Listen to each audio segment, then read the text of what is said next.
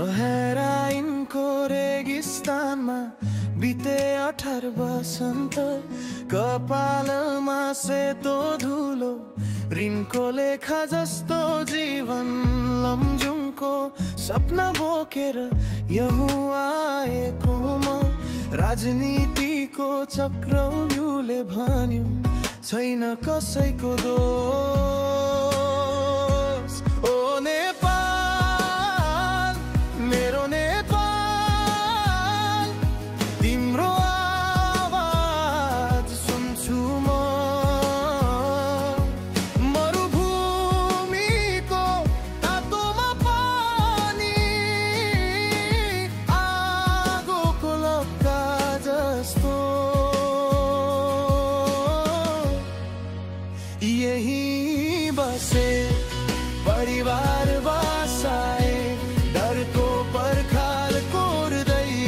तर यो स्थिर सागरमा म एउटा एक्लो रुख हुँ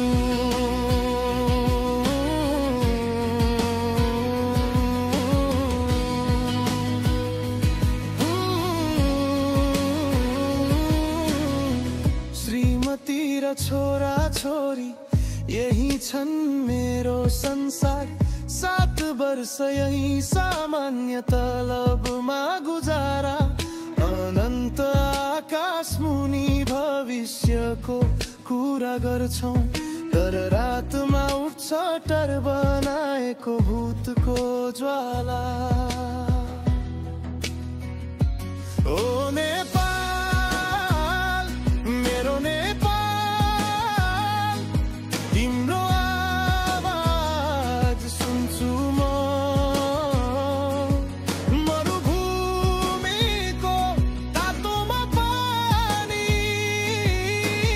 आगोको लक्का जस्तो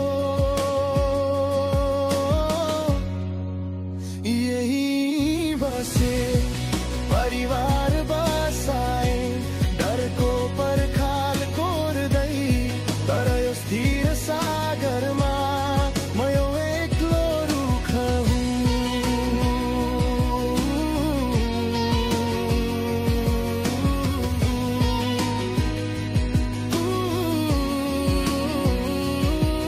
म के